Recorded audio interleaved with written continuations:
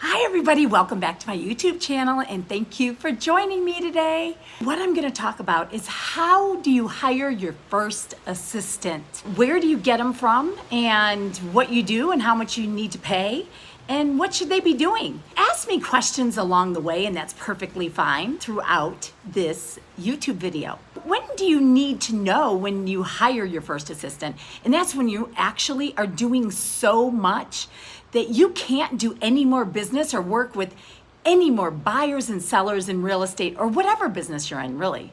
What do we need to do to hire your first assistant? You have to figure out what you want them to do. What do you need them to do? Do you need them to call back on your listings, to call agents? Do you need to do administrative work, make flyers, do graphic design, do database management? You know, what you find is when you're working in your business every single day with buyers and sellers, what we find is that you can only handle so many buyers and sellers yourself.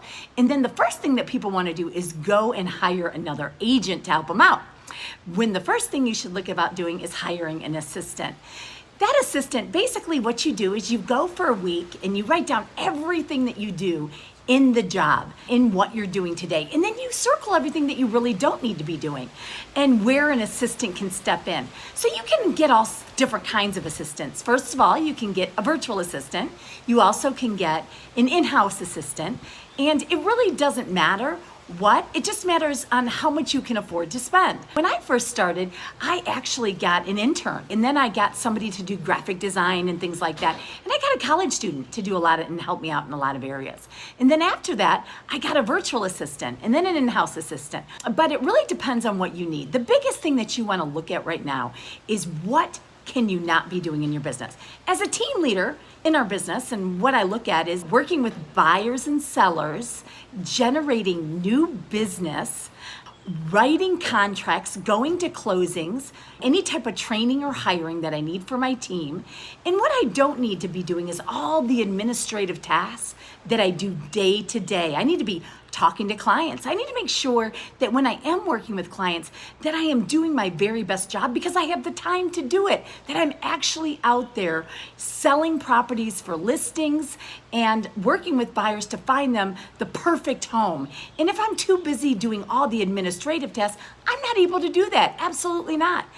What you should do is look at how many transactions. So people say, how many transactions can I do on my own? And really, it really depends on how much you're doing. I would say an average of anywhere between 20 and 35 transactions, and then you really need an assistant. A lot of the time you can start out with a transaction coordinator, which basically takes it from contract to close to help you out. And they can be doing a lot of the communication with the buyers and the sellers, with the mortgage company, the title company, the inspector, everybody.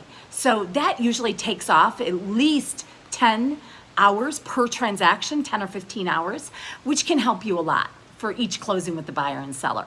The other thing that needs to happen is all your in-house tasks and your copies and your administrative things and everything and all of your graphic design, your listing management, your database management, closing out files and following up with past clients and following up with any type of leads. There's so many different things. So definitely look at hiring an assistant as soon as you need them. And really, how do you know when you need them? It's when you're doing so much that you can't do anymore and you're getting more business. And don't mistake with hiring an agent first. Really, it's hiring an assistant first. If you liked what I had to say, please like below. Also, you can join my podcast. It's the Stamp of Approval. We have a great podcast that we help buyers and sellers and realtors out all the time, every single week.